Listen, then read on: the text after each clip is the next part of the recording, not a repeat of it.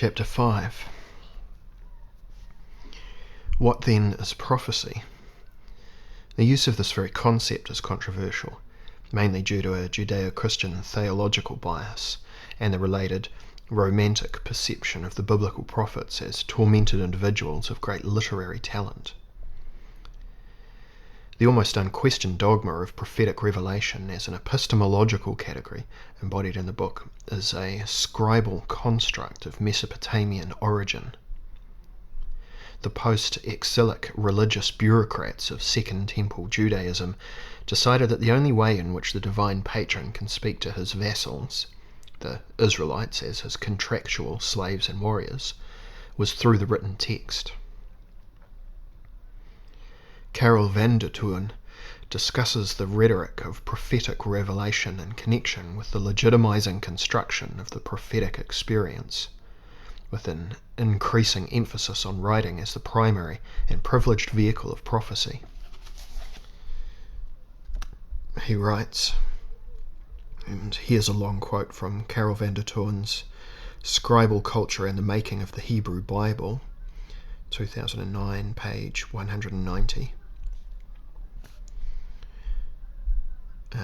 And pages 231 and 232.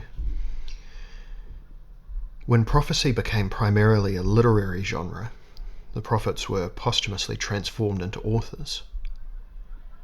When the Hebrew scribes adopted the revelation paradigm in connection with the prophetic literature, they took the vision, Hazon, to be the classic mode of prophetic revelation. That is why the rubrics of the prophetic books often use the terminology of the visionary experience as the technical vocabulary for prophecy. Even for prophets, whose oracles do not refer to any vision, the novelty of the scribal construct of prophecy as a revelation lies in the reference to written texts. The scribes developed the notion of the prophet as a scribe, and of his message as a secret revealed by heavenly figures, to legitimize the fact that the prophets had become books. End quote.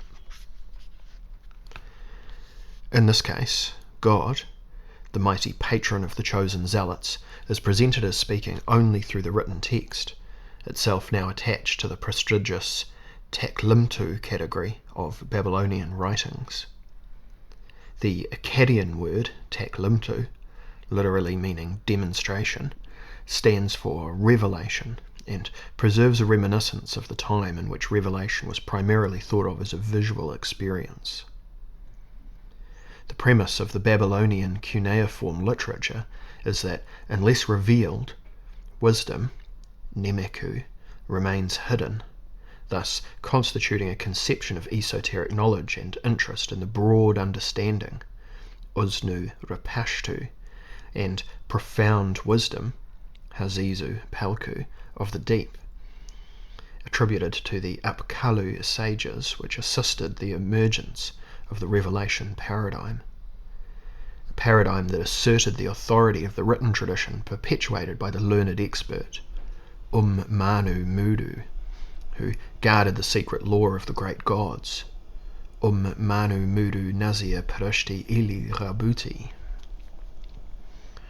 Scribal wisdom itself, along with the broad comprehension of secret things, is God-given.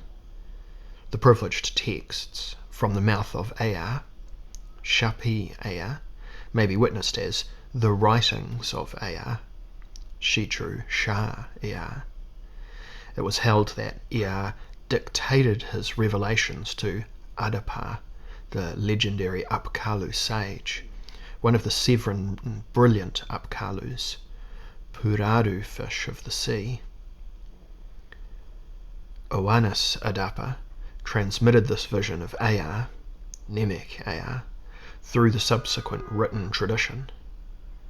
Adapa's patron Ea is called Bel Nemechi, the Lord of Wisdom. The exceptional value of his wisdom is recognized by the 16th century BC text on behalf of the early Kassite ruler. May Ea, the god of the depths, grant him perfect wisdom. Ea bel Narim, Nemekam, Lish Klilshu. Similarly, Marduk provides deep understanding, Uznu, and intelligence, Hazizu, and Nabu, the heavenly scribe who knows everything, brings forth wise teachings, Iji Nemechi. Van der Toorn demonstrates the situation when the written tradition of the Mesopotamian scribes supplanted the oral tradition, and as a consequence faced the problem of legitimacy and authority. He writes, quoting the same text, page 219, "The scribes found their new source of authority in the concept of divine revelation, through the construct of an antediluvian revelation from Ea to the Apkalus, transmitted in an unbroken chain of sages, scribes, and scholars. The written tradition could claim a legitimacy issuing from the gods. In support of the theory that the revelation paradigm was an answer to a legitimacy problem, one can point to the emergence of the rhetoric of secrecy.